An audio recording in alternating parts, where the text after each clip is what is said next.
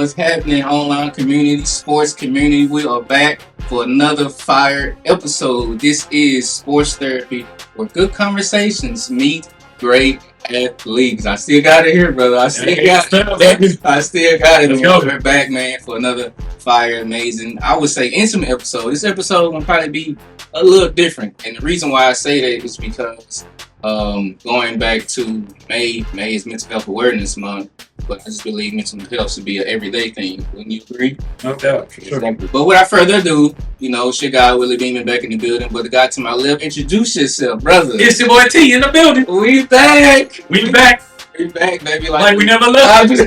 I was getting ready to say that. We right here, baby. We back, baby, like we never left. But yeah, like I said a few minutes ago, this show is going to be a little different, man. We're going to dive deep. We're going to hit on some hard topics that I believe us as African American black men should be discussing, should be aware of, and should be working towards being better in. So, like I mentioned earlier, Mental Health Awareness Month was back in May. Mental health is a everyday thing, something that we should be taking care of every single day. So important. So, like I mentioned on the last show, I'm gonna do this on every show, kind of set the tone, give us an icebreaker question. And so my icebreaker for you, bro, is in regards to mental health. What are some things that you do practically and spiritually to make sure that Montez is mentally sharp? One of the things that I had to learn how to do, and it's gonna sound so elementary, but was talk to people. Because as a man, so oftentimes we just keep dealing with it.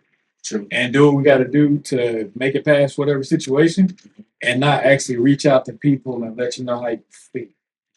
So if somebody in the house is ticking you off, or something that they do is ticking you off, making you, want to act out of character, you might want to say something before you have that mental breakdown. Yeah.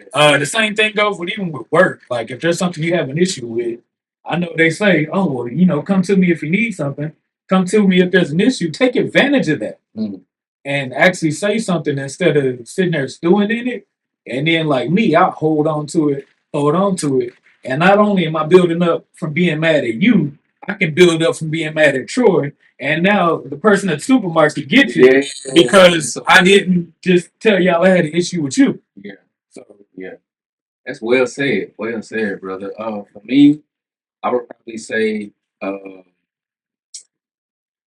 kind of going back to what you were saying, man. I think we're similar in some ways, man. Okay. Cool, calm, and laid back eyes, and so when that person presses that button, we can just pop out and explode, man. So it's gonna take a minute. Yeah, exactly. And then it's like, where did that come from? Yeah.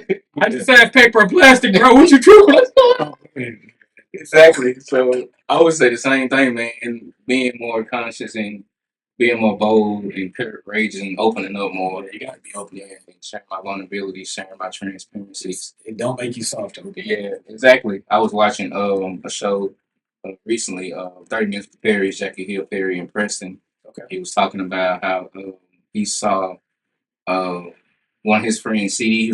He said he's a big guy, and there was another friend, that guy was a big guy as well. And he said when he saw them embrace each other, with these hugs, it kind of shook him, or took him for a loop because he really didn't see that growing up. Right. I mean, you won't see too many black men hugging each other like they would try to give a dab, say what's up, get a little half joint. Yeah, half joint. You're not out here fool. Yeah. Nah, ain't doing it. Yeah, so he said when he saw that, man, he was like, wow, that kind of shifted my mind in regards to how black men operate when it comes to loving one another, embracing one another. We get this stigma of it, us being soft, or weak, which I think is the opposite, man. It shows that we can still have our masculinity but at the same time show love, one another too. Yeah, for sure.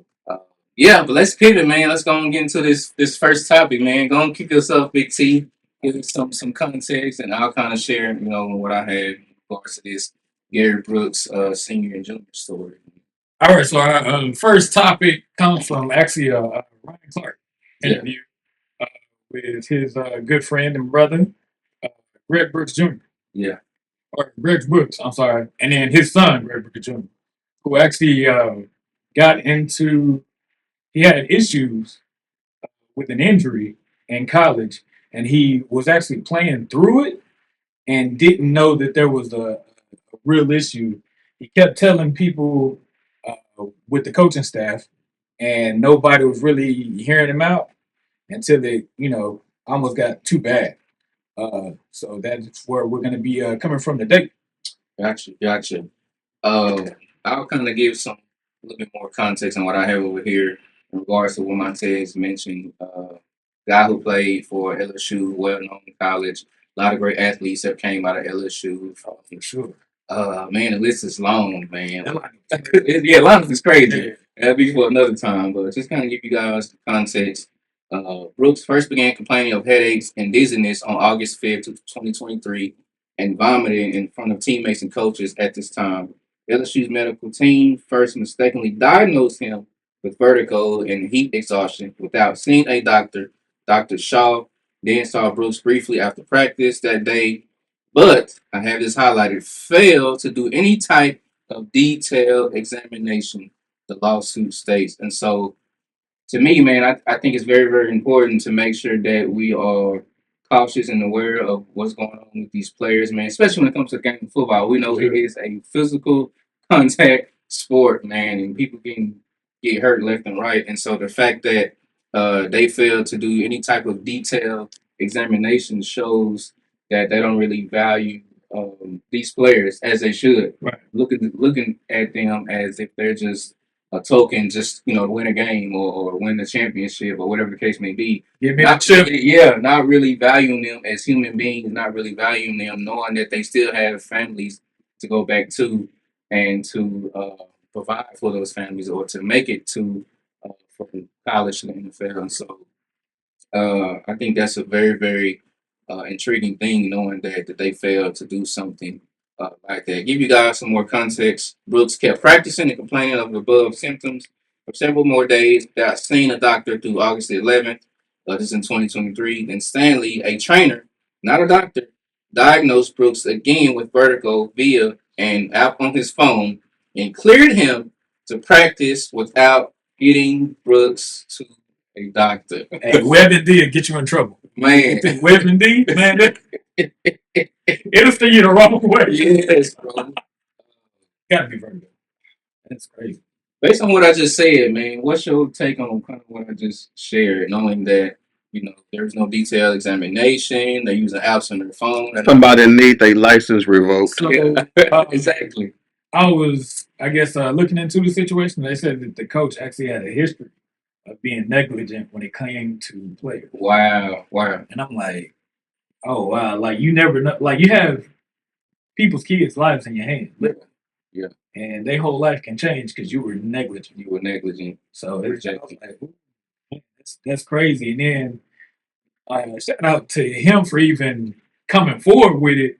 But we definitely got to do a better job in doing our job when it comes to medical staffing. Yeah. Like, that's not nothing to play with. That's why you need all the licenses and degrees and things like that, because it's such a detrimental part of your life. Yeah. It's keeping you alive. Exactly. So we need to cross every T, dot every I, please, so that I can know what's going on and we can attack things ahead of time before they do get to this point. Yeah, I totally agree, man.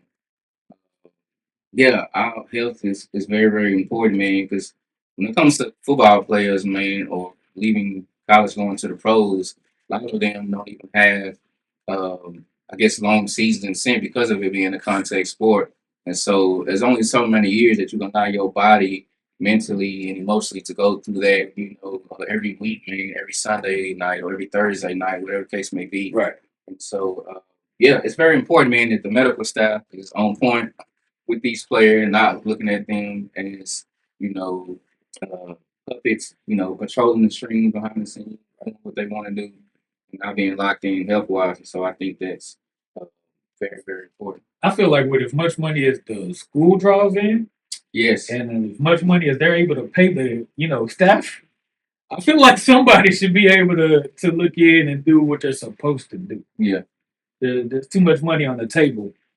Everything can't just go to the top. We got to, spend some money on what's keeping us going. Yes. What's bringing the money in, because boosters help. Yeah. And you ain't getting them boosters. So, Facts. Some more context.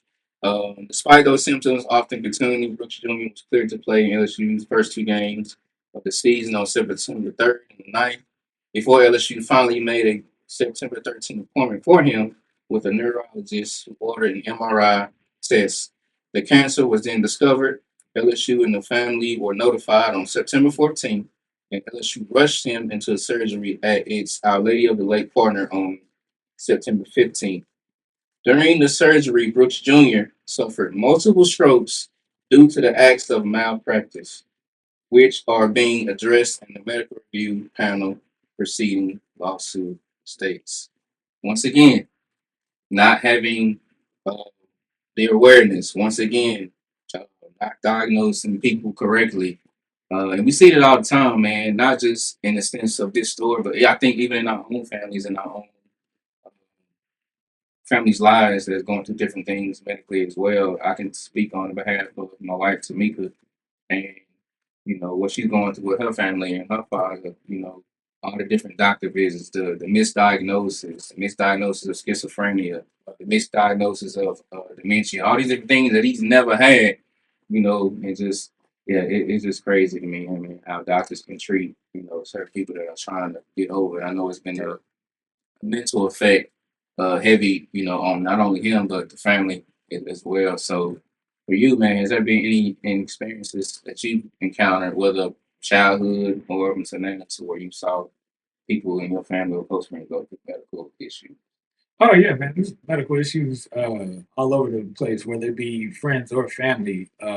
So just having those people close to me now Yeah, has made me definitely more aware or more cognizant of things that are going on, even with me in my own body. Like it's making me, oh, am I okay? yeah, Is this something major, something minor? Uh, Let me go get checked out. yeah, It's definitely giving me more. Uh, Willpower, more thought to say, you know what, let me go check this out instead of just brushing stuff off. And then you think about the fact that, hey, bro, you're not 15 no more. You're not 10 no more. yeah, yeah. It's not on somebody else. Now it's on you to make sure that you're good, to make sure you're taken care of. And, these bones start to crack and stuff. Yeah, it's facts. When you're 40, I'm talking about you hear your knee crack every once in a while. You got to go get checked out for real, because it's real life out here. Oh, facts, man. I totally agree. Thank God I'm finally able to get some insurance, Man, with what? the legal man. So now I need to work on finding their primary care doctor, getting those appointments scheduled, getting the blood work done, getting the physical done to make sure that my insides are good. I mean, the word tells us, man, look at the outward appearance. I gotta look at the heart, man. What's going on in the inside is what I care about. You look at the outside. You know what I'm saying? So a reflection of what's on the inside will show all that. Oh, right. So we definitely gotta be more cautious. Your boy Siobhan teases me. Right. He teases me because I just turned 40, right? Mm-hmm. So you know what happens when you turn 40? When it comes to medical, Oh, what's the? I see where you're going. you ain't gotta say it, but yeah, he teasing me about that. So he was like, hey, you get checked out yet, bro? I like if I did, I ain't telling you. No, you're not taking it. I'll figure that one out. Oh I my ain't doing it. God, that is too funny. Hey, but he do be looking out for me. So I appreciate it. Yeah, you need that. You know it's jokingly. Yeah. It's Siobhan, your guy, man. Yeah, he's just making sure I'm good. So I appreciate it. Yeah, you definitely need that. That's hilarious. That's funny. Uh, Going back to this story, let's see where I want to go. I guess I'm speaking in the words of his father, Gary Brooks Sr., who's saying, I'm not going to say the actual words, but, he quote unquote said, this kid was playing with an effing brain tumor, Brooks Sr. told Clark. So, giving you guys some context, this is the interview with Brooks Sr., Brooks Jr., and Ron Clark. And it was very emotional, man. I advise y'all that's watching this show right now to go watch that episode, man. I was wrecked, man, to see Ron Clark break down like that, man, and have that type of emotional intelligence, knowing that he been knowing Gary Brooks Sr. for quite some time, and to see him and his family go through that, man, and be there with him, and he just broke down. But those who don't follow the Pivot Podcast, great podcast, go watch that episode, man. It's amazing. And so going back to Gary Brooks Sr., he said they drained fluid from his brain for 3 weeks. And you gave him a BC powder. BC powder, bro. Once again, Here, take this little title out. right? You be all right. Yeah. That's wow. BC powder. That's even more hurtful. This is the words of Gary Brooks Sr.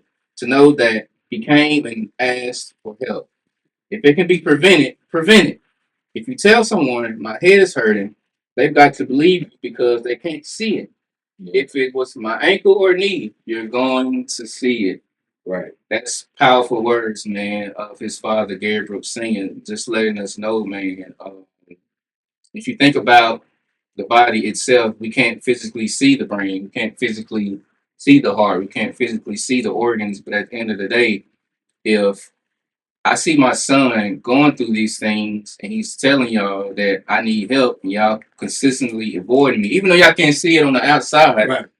Take heed, man. Take heed to what, my son is trying to tell you guys. Y'all keep sending him on the field to play through a brain tumor, man. Got to get the dub. A brain tumor, right? Exactly.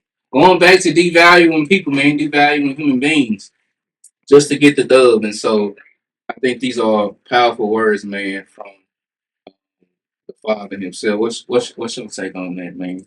From watching that episode. From watching that episode, just to see the father's emotion behind it, knowing that he's walked, pretty much those same hallways, went through the same process. Right.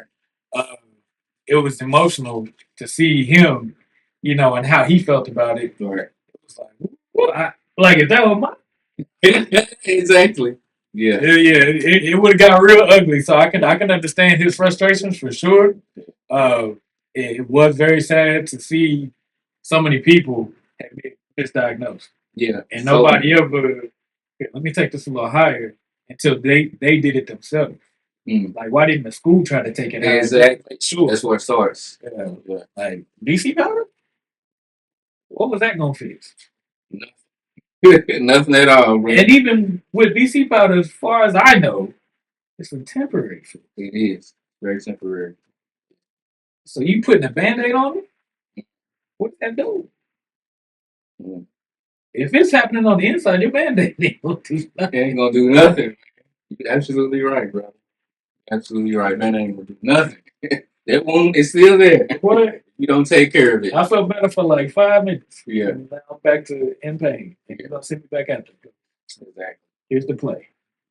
It takes me to y'all know us, y'all know we believers and followers of Christ. It takes me to one of my favorite healing scriptures, which is Jeremiah 30:17, which says that God shall restore health back into us and heal us of all of our wounds. And when I first read the scripture a couple of years ago, Holy Ghost told me that if we don't, I'm trying to remember what he told me. It'll come back to me. But yeah, man, our health is very, very important. Yeah, we want the success. Yeah, we want the fame. Yeah, we want the achievements. But at the end of the day, if we're not taking care of our health, then what does all those other things do? What is the point of having all those things if you can't even enjoy it? If your health is declining? Right. Our producer Troy said he would need about 10 minutes for somebody in that parking lot. He said with a couple people. I'm sorry, with a couple people in that parking lot. I was like, look, you right about it. You gotta see me. Yeah. It came back to me. He told me if our wounds aren't treated properly, they won't heal properly. Basically, what he was letting me know was you can't go to a heart surgeon with a finger cut. Can't do nothing about it. You gonna walk up in there and they're gonna be like, "What you in here for? This little finger cut that you got, I can't do nothing for you. Why? Because that's not my specialty. I can't help you in that area. If you're dealing with some heart issues, mentally and physically, then that's maybe something I can work with. Right. But a little finger cut, nah, you in the wrong room, sir. No, man. And it would make more sense to go to the person that specializes in that. Like, I'm not gonna come to you. This is just me. I'm not gonna come to you if I need help with cooking. Exactly. I'm not gonna come to you. Now, if it's a Bible verse, all right, let me see what we got on this. Let's see what you think about this. If it's a dance move, oh boy, how do you do that? Show me that one real quick. I know you know how to do it. Then I will come to you. But for cooking, so you got to know Go to the ones that specialize in whatever it is you need help. I totally agree. So if your mental health is beyond having a conversation with your friends, go get that counseling. Yeah. I totally agree. 100%. That's what it's there for. We out here not using it. Yeah. It's coming out of that text anyway. Because Because they're gonna keep taking it. Yeah. You're right about it, sir. You're right about it. And the fact that you mentioned that, uh, yeah, I think it's necessary, man. I think that is a stigma in the African American community that I feel like we don't really take care of our mental health and go get therapy and see therapists to make sure that we're staying on course. I think that doesn't always have to be a negative thing. You can go see a therapist just to make sure you're staying locked in. Right. It doesn't always have to be something Right. that's chaotic. So Just a regular check. yeah, regular Will it go a check-in. long way? Yeah, it goes a long way. And so I think us as a family, Spotlight, me, you, Troy, Rail, the chat that we have doing a great job of just texting and say, hey, intro fan, how y'all doing? Everybody straight? You know what I'm saying? That goes a long way, man. People want to hear from you. People want to know that I'm valued, I'm seen. Somebody cares. Yeah, somebody cares. So yeah, that's definitely necessary. Uh, Going back to this episode, this is something that Ron Clark mentioned when he was in dialogue with Gary Brooks Sr. He says, you have to remember that your job is to take care of him, which his son, Clark, began. I highlighted, if you make this a personal vendetta against Brian Kelly, which is the coach for LSU, for example, if you make this about Big Greg instead of Little Greg, now you lose the power of his voice. Right. Yeah, now you lose the power. Sure. Yeah, now you're taking away from your son and putting everything on you, even though you have a valid reason to, because this is your son. Right. He is your seed. You're doing your best to take care of him. You're showing up, the long hours, being in the hospital, going through all different appointments, staying up late. I get that too. But like Ryan said, if you make this about you, then your son, now you take away the power of his voice. Yeah, so going on what he said, so you lose the power of his fight. That pain and that adversity and that trouble and that hard work that it took for him to just be able to get to where he is and the things his mom had to deal with. And then Brooks Senior said with conviction, yeah, you're right. So what's your take on that, man? Knowing that even though he is the father, he has every right to feel the way he feels. He has every right to stand up for his son. At the same time, there has to be a sense of humility to make sure that he doesn't go overboard. So I'll say, just from watching that clip, the message hit way more hearing it from the son. Yeah. Because you get to hear how he struggled to talk. Yes, I do remember that. You get to see, his facial expressions. It was coming back to him, like he had started crying and everything. Like, Yeah. I need to see that raw, real emotion of the person that's going through it. Yes. Because yes, he is his father, but you can't tell it like he can what he's been going through. I totally agree. You don't know the mental battles at night and things like that. So yeah, the message does get misconstrued or dialed down from his father trying to tell that story. It's just like when we were kids, play a game called telephone, and you played it with the whole room. Starts on one end, goes all the way to the other. When you started on that one end, you only had one time to repeat it. Just one. You don't get to tell me once. Whatever that message is on the end is completely different from when you started because it's coming from a different person. That's so good. That's good. Boy, walking heavy. That one's free. That one's free. That's free, man. That must be a whole message, man. Faith comes by hearing. And hearing the word of God. That is. What you got on that, sir? That's awesome. Yeah. You hit it on the nail, man. Definitely hit it on the nail. Yeah, you wrapped that one up good. I can't even come back on that. I left him speechless. Yeah, you let me speechless on that one, bro. That was a great take. I love the way you put that together. But I definitely encourage y'all to go and check out that particular story. Yes. As well as other interviews that are out there. Man, it's a powerful story and powerful interview. Just to see the raw, real emotion. Yeah. Because I've always known Ryan Clark as the player. Yeah, me too. And, you watch his sports, shows and things like that. Mhm. So you get his perspective and the behind the scenes knowing that, hey, I went through that. But to see his raw emotion, it wasn't a touchdown celebration. It wasn't, I picked this off and it was that celebration. It was like, this is my brother. This is his son. And I'm hurting for him. It was good. So y'all definitely go check that out. Hopefully I'll remember to. I'll put the link in the chat and all that kind of stuff. Please, man. Yeah, go Check that out. go check that episode out, man. To put a wrap on this, some more words that Ryan Clark gave out. He says, let's make sure. He said, all that is going to make his story when he's standing in front of a group. Let me go back a little bit. Clark foresees Brooke Jr. one day speaking to young kids stricken with cancer. All that is going to make his story when he's standing in front of a group of kids who have tumors, who are riddled with cancer, who want to be able to stand up and walk, he said. Then I highlighted, if you make this a circus, he won't get to be a king.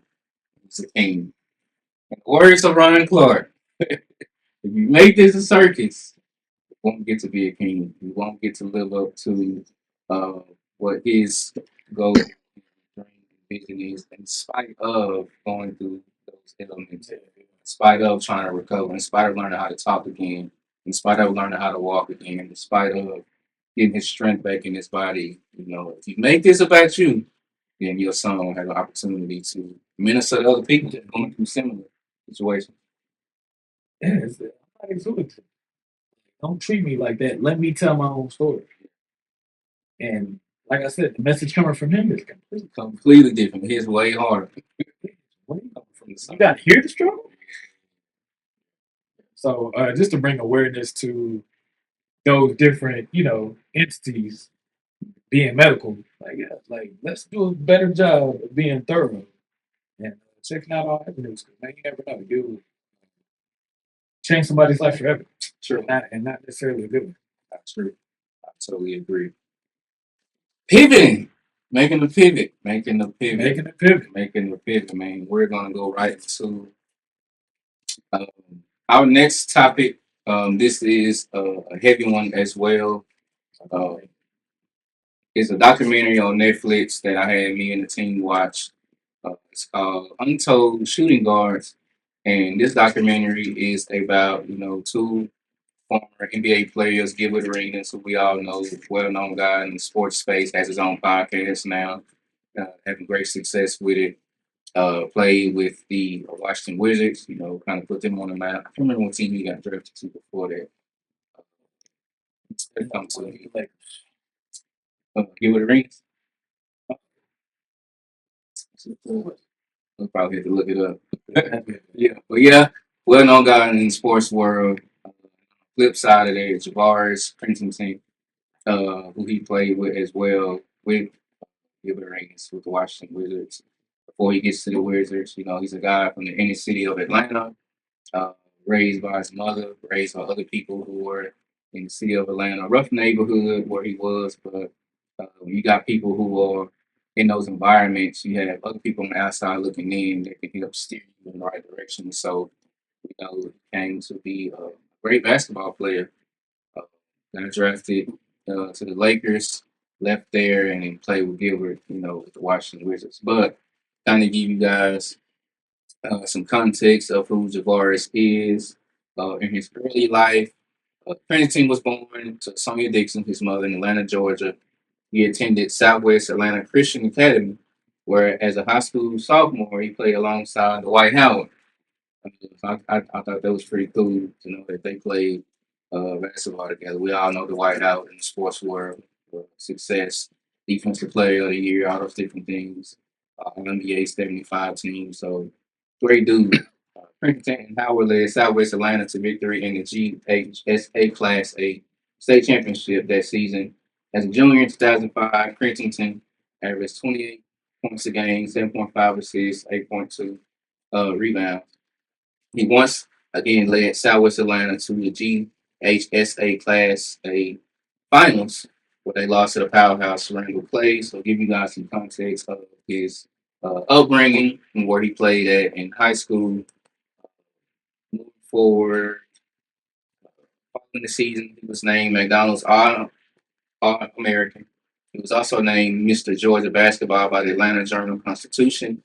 Also, Crittenton carried a 3.5 GPA in high school and was a member of the Future Business Leaders of America and Senior Club. So, just want to kind of walk you guys through some of his upbringing and successes in high school. Uh, you can see, man, he's a well-rounded player. Uh, he was a dog. He was skilled. He had athleticism, for his size. So, just a great dude. Before I go on, uh, what are some of the things you kind of share about Crittenton? Oh, just Gilbert, or just in the context of So everything. I guess as far as up until this point, just listening to Crittenton, he's very genuine and like everything was new to him when it comes to the league. So like he didn't come in with like a big head. He was thankful for the opportunity. Yeah, And was very open about the fact that he came from the hood. yeah, very open. Which is the story Yeah. for a lot of these players. Like this was to get me out. He got himself out. So I thought that was commendable. You know what? You put in that work, even when you didn't think you could make it. The coach was the first one to tell you Yeah, in high school, yeah. you're gonna go to the league. With the way you're playing, keep working with me, you're gonna go to the league. And he didn't believe it, thought he was crazy. That's true. And then he made it. So it's very interesting to hear. Like you didn't even believe in yourself at that time. At that time. But you came in humble. But the guy on the other side, Yeah. Yeah, Gilbert, man.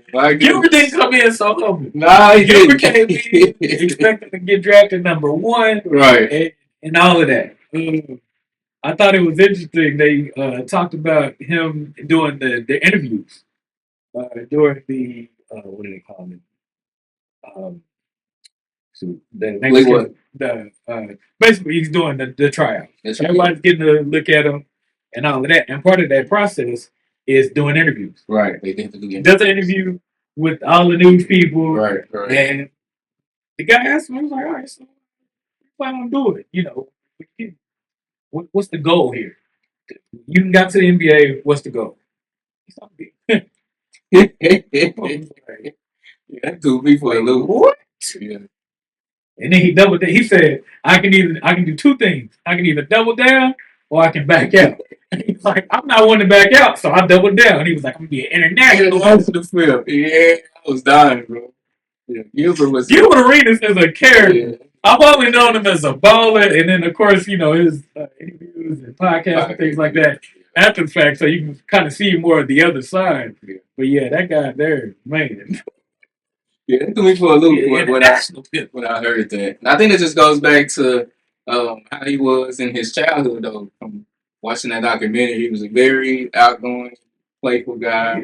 Just around with people with all jokes, and so his personality never changed when he came to the league.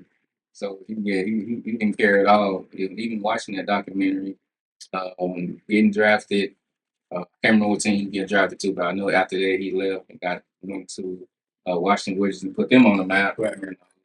Agent Zero, fans are coming in, they're getting publicity, they're getting notoriety. People are watching because of how great of a player he was. But on the outside of it, in the locker room, things were shaking up, man. Things were a little different. Some of the clips they were showing, putting people in headlocks and. Like, come on, Gilbert. You run across the wrong person. That's not everybody don't play like that. Exactly. Yeah. So you put some people in the headlock and they get defensive. Yeah. They gonna get a flashback and think that they somebody else that was right. That's right. Now you see yourself on the floor. Like that's wild. Yeah. He was a trip. Yeah. It was definitely a trip.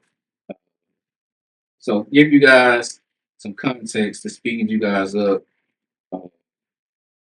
On December 21st, 2009, Crittenton and teammate Gilbert were involved in a locker room confrontation involving guns. In a recent interview, former Washington Wizards teammate Ron Butler stated that you never know, and that's the crazy thing about it. When questioned if there was going to be a trigger pulled in the incident between Crittenton and Arenas. So just pausing right there, man. What was your view? What were you thinking? What were you feeling when they talked about how it all transpired when they were on the plane and playing the cards? And I believe Gilbert Arenas was asleep. Crittenton was playing with someone else, Right. and Gilbert Arenas wakes up, and then him and Crittenton are going back and forth. So, what was your initial reaction? First off, my initial reaction, nobody was talking to you. Yeah, Nobody was playing with you. None of that. But you interjected yourself into what was going on over here. Go back to sleep. yeah, Go back to sleep. We'll wake you up when we get there, whatever. But that had nothing to do with you. nothing. And then you don't know me. Like all the other people you've been playing games with, you've been cracking jokes with. Yeah, that's what I mentioned. Keep that over there. Yeah, You don't know me well enough to play games with me. Because like I'm a certain person, and this is just being honest, I'm a certain way around certain people. exactly. That's me too. Because I'm comfortable with those people. people. So the always got jokes, laughing, talking, talk noise, be sarcastic, whatever. The people that I'm close to will get that. But if I don't know you like that, I'm not going to give you that side of me because you're not going to know that I'm being sarcastic because you haven't been around me long enough. You're going to take me seriously, and now we both fighting. Yeah. And then what are you supposed to go there? So same situation. You don't know this person. You don't know. He knew on the block. He probably already feel like he got to prove himself. Thanks. And now here you come challenging him. Oh, okay. Cool. Well, I guess it's going to be me and you. Yeah. What? Yeah, I agree, Bo. For me, I'm the same way. Like I mentioned earlier in the show, man, I'm a very relaxed, laid back dude. Right. You can ask my wife, it takes a lot for me to see red. It takes a lot for me to get to that point. You really have to have made me mad or did something to allow me to get to that level. The people who know me, man, I'm very chill, cool, calm, collected. I laugh, I joke, like I mentioned, but that's based on the people who've been around me long enough. But if it's people who are new on the scene or new on the block and don't really know me like that, then and you're joking around, you're the type, like Gilbert Arenas was, then it might be some issues. That's all smoke. It's all smoke, man. Because And I'm gonna start the fire. It's all smoke with the fire, huh? So yeah, man, you got to be cautious, man, of how you interact with certain people. I always tell people, for me, I learned to build rapport with people first. You build rapport with me. That way you can know what I like, what I don't like. You know how I respond. You know how I relate and react to certain things. And so, in the context of that, in that playing situation, Javar's like, okay, you're playing now. We're ready to show you. And so I think it went far when Gilbert Arenas literally, you get to the locker room and he has the gun on the seat and has the note, with the different type of guns that were there. You got two guns sitting there. Yeah. In your locker room? He says pick one. Pick one. And so now, right? And so now Javaris gets in the locker room. He sees this. So now you'd have probably created some emotions, some old experiences, knowing that I've been raised in the hood, knowing that I probably can relate to stuff like this. I've been in the mud. Now you challenging me. Yeah, now you're trying to challenge my manhood. And I'm a serious person, so I'm gonna take you serious. Exactly. Yeah. And then not only that, didn't even choose one of his weapons. He had his own. I brought my own gun to the gunfight. Yeah, he had his own, man. He said I don't need that one. I got my own. I said, you messing wrong. You done messed with the wrong person, man. So it's just like, as men, we have to be cautious, man, of who we're playing with, like that. And so, yeah, man, you really got to be locked in on how you get to know certain dudes. And I find myself doing that even when it comes to coworkers. Yeah, dealing with new coworkers, you got to fill them out first. Yeah. You got to kind of see where they at. Yeah. Just so you kind of know how to deal with that person. Be around that person, how to deal with that person. find a place where you can relate. Because if you can't, you just can't. It's okay. Yeah. But don't come over here playing with me. But I'm always a serious person. Yeah. I'm taking everybody for their word because I don't even know you. Yeah. Yeah. All I can go by is what you said. You said you're gonna bring some guns and it's gonna go down. Oh, okay. Well, I'm gonna take that for what it is. I heard that in the street and it went down. Yeah. Yeah.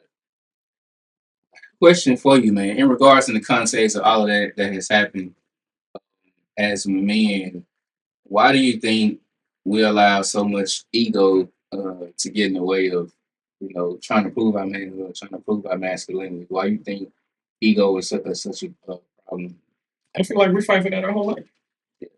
It starts from when we're kids, because as a kid, oh, you can't cry, man. You're supposed to cry. So you've been chasing this idea that people have put in your head of what a man is supposed to be.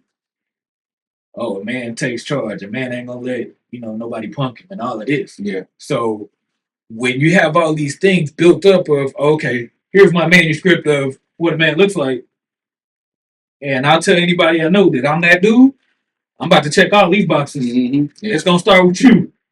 So yeah, when you challenge me like that, then I'm gonna show you what I mean. So I can believe that it escalated that quickly. The crazy part to me is, bro, you in the NBA. Yeah. You only get one shot to You do only it. get one shot. And there's people that are higher up that account for millions of dollars that are at your disposal if you do right. Now, I ain't saying this ain't no, oh, I'm gonna act right just because you got the money. No, that's not what I'm saying. But let's be mindful of that. If that's the goal, if I'm even taking this money to go do something else with it, Right. even if it's just for me, because I every day will go to work. Oh, I'm just trying to provide for me, or some people are trying to provide for their families. Yeah. That's my goal.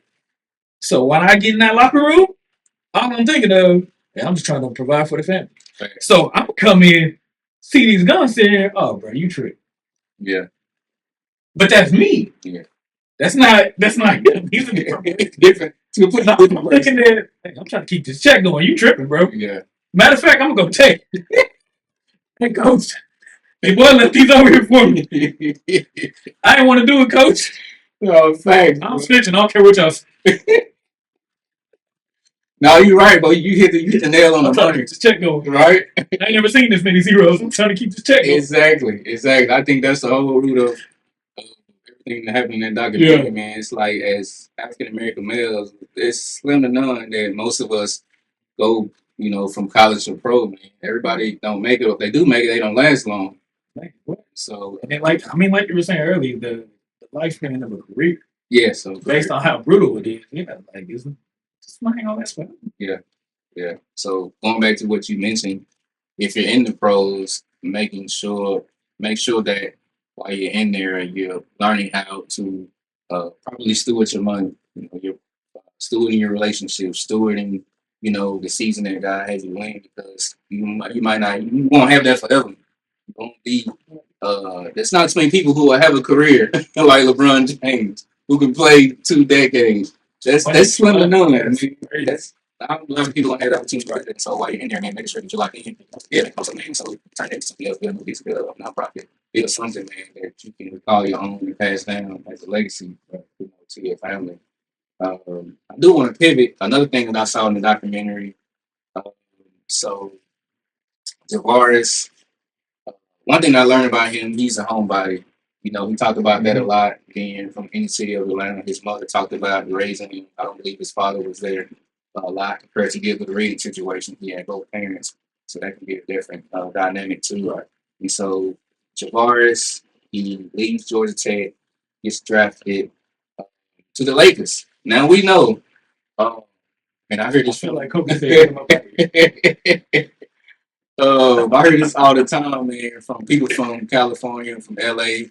I mean, I hear it from Tamika all the time. It's like, just because you see the glamorous, the palm trees, the beaches, all these different exciting things in California, doesn't necessarily mean that that's not going to come with some baggage or some areas that you shouldn't be in, or some people who are affiliated with certain gangs. And so, watching that documentary, he gets drafted to LA. and he talked about wanting to start in game one, his first game, season opener, I believe, for LA Lakers. He gets there and they bench him. He don't get no PT. No He don't get no PT. playing So time. sit over there and watch. He on the bench. He's just sitting there chilling, man. And as time goes on, he talked about how he really wrestled with that. He was really broken and heartbroken, feeling like, man, the coach don't value me. Man, I put the work in. I played in high school. Look at my numbers. I played for Georgia Tech. Look at my numbers, and I get to the Lakers, and I feel like you guys don't value the work that I put in. I'm sitting at the end of the bench. I'm in street clothes. I ain't getting no clock, and so internally, that broke him. And, to me, that's a spirit of loneliness when you feel like you're not being valued, based on the work that you put in. And so, for you, what would you say in regards to men who uh, struggle with something like that, knowing that they have a goal in front of them, something that they're trying to achieve, but yet it doesn't go the way that they want it to go? That's a solid question. I would say you keep doing what you're doing. Just continue to strive for better, and the right door open. Mm.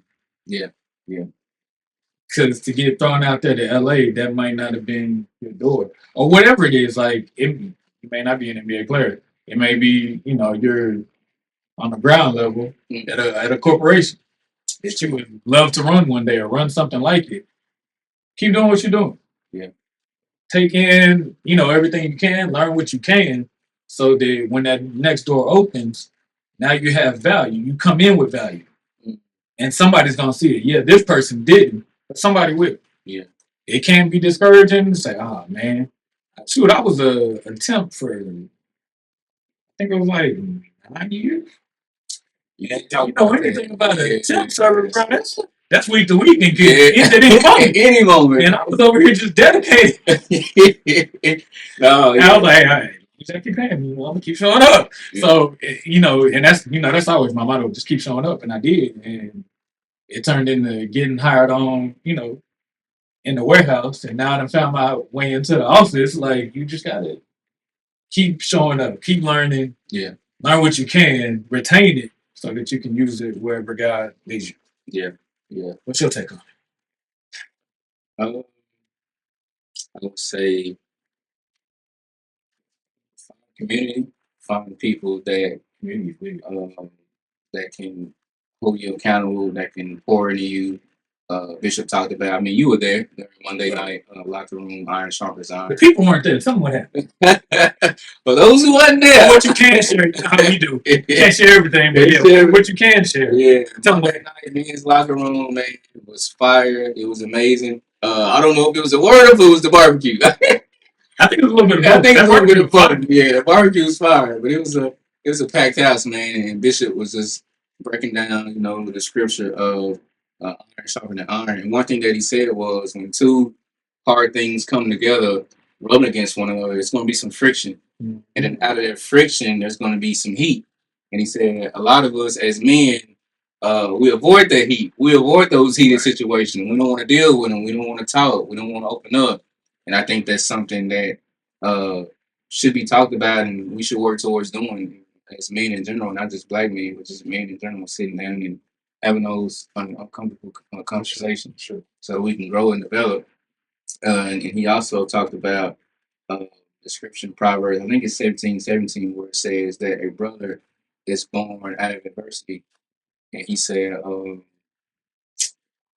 if you're really my brother, then you would find a way to help me navigate through my troubles. Somewhere in those words, basically what he was saying is, if you see me falling off the deep end, if you see me making bad decisions, if you see me drunk as a skunk, if you see me doing things that are out of the ordinary, you should be the brother. If you say you love me, like you say you do, you should be that brother and come to me and say, hey, bro, I see you spiraling out of control. What can I do to help? Right.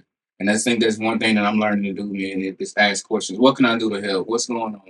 Talk to me. And if you just got to sit there and listen and just allow them to vent and open up and share their heart, I think that's necessary. Well, but at the same time, on the flip side of that, accountability, it's necessary. Right. Kind of like what Bishop got us doing right now. Find you an accountability partner. somebody you can be real with. Yeah, yeah, yeah. For you, what's your take on accountability and how important do you think it is? I think that's so important, man. It keeps you focused, keeps you grounded, keeps you focused, keeps you level headed for sure. Yeah, Um, just to know that somebody else sees you, somebody else is worried about you, that goes a long way. yeah, That's motivation within itself. Like, I gotta finish this so I can go back and tell Willie I finished it. that's good. Yeah, it's good. Because sometimes all we need, even as men, is just a pat on the back. Hey, bro, keep going. You doing your thing. Yeah, But you won't ever get that if we don't ever talk about it. true. I totally agree. So you gotta find you somebody to talk To to. talk to, yeah. And somebody, this has made something real clear, and I love the way he said it.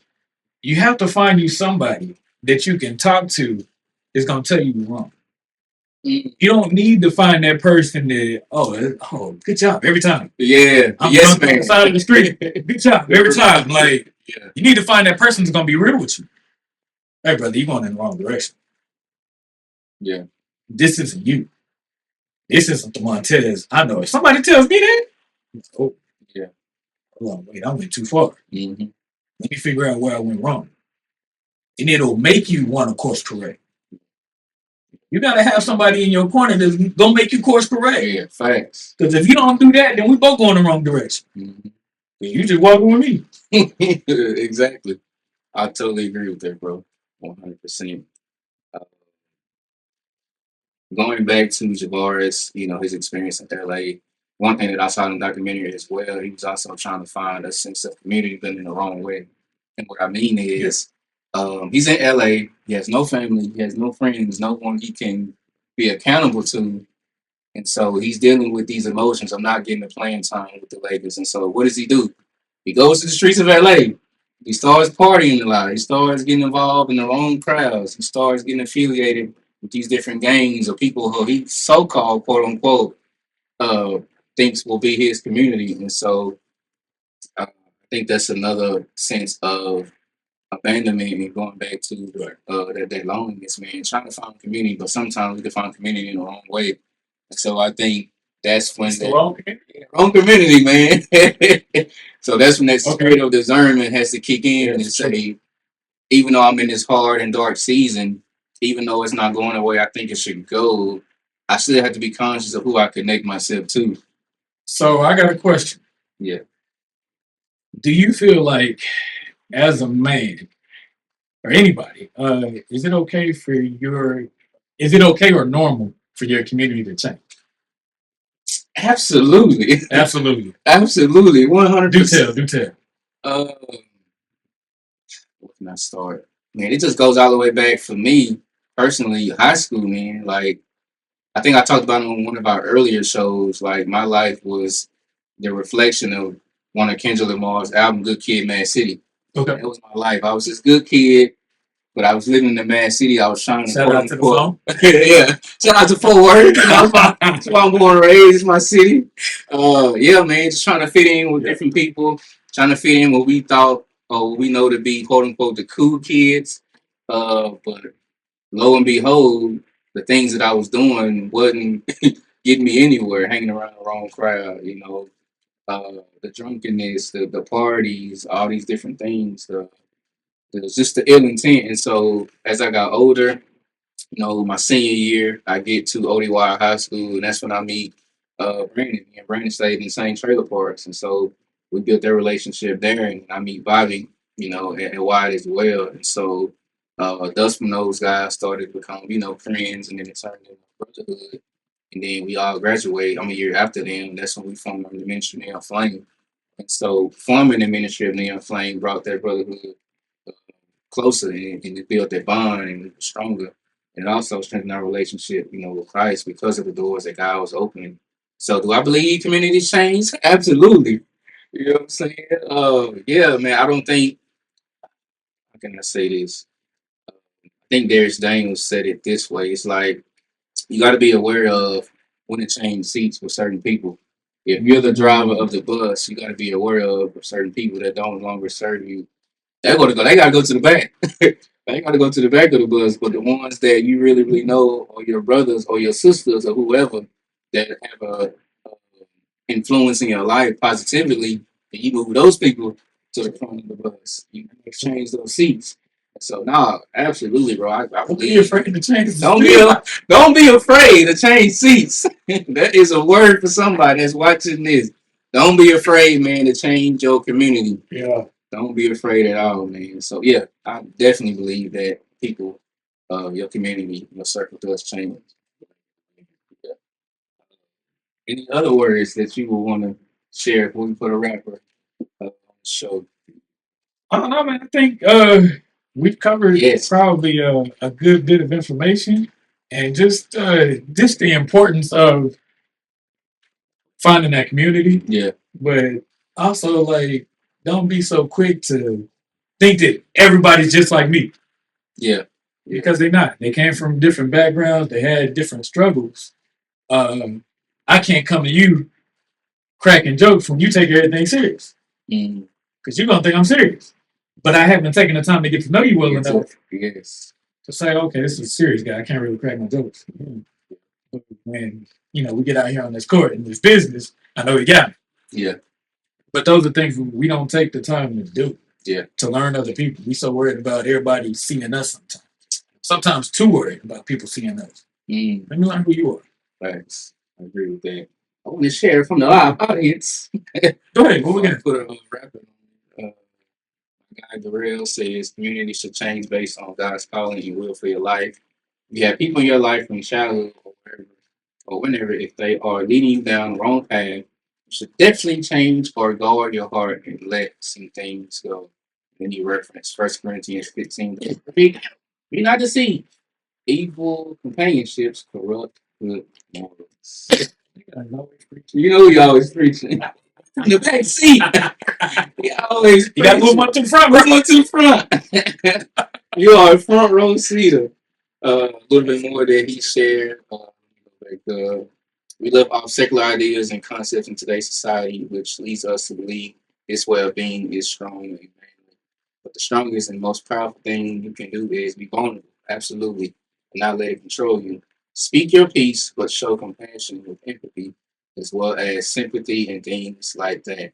Jesus himself wept when Lazarus, his friend, passed away, even though he knew it was part of the plan of God.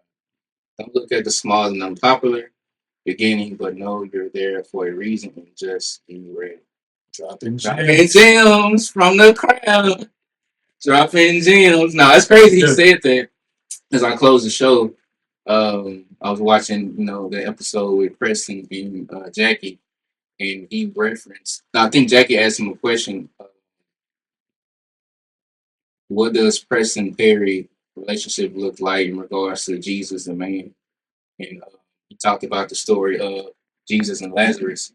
Even though Jesus already knew, that Lazarus was in this place, he knew that he was, uh, there for 4 days, all those different things. At the same time, he still had vulnerability and the human emotion to, feel sorrow, feel pain, feel grief. And so I think Jesus is the prime example, man, of what those vulnerabilities look like. Also go to the Garden of Gethsemane leading up to his crucifixion. Right. He said, take this cup, away from me. I ain't trying to suffer for these folks. I ain't do nothing wrong. I was betrayed. I was an innocent man. Y'all should have kept Barabbas in prison. You know what I'm saying? But that wasn't God's plan. It wasn't God's intent. We would think because Barabbas committed the murder and committed the crime that he would be punished and locked up. But they freed him. But it was necessary. And but if Barabbas isn't free, then Jesus don't die. So yeah, that's just it had to happen. Free Barabbas. I can say it. Free Barabbas. But yeah, man, that is it, man. So that's a great show, bro. Today was great, man. Yes, I just wanted to take the time, man, to lock in on mental health, emotional health. Those things are important when it comes to us. It's important in all areas.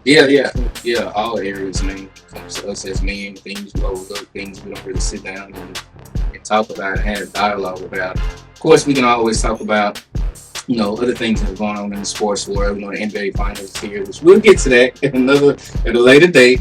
But we wanted to really lock in and hone in on the mental health aspect of how men operate. But yeah, man, y'all stay tuned for the next show. This is Sports Therapy. This is your guy Willie Beeman, my guy to my left. You know what it is. We will see you guys on the next show. Peace.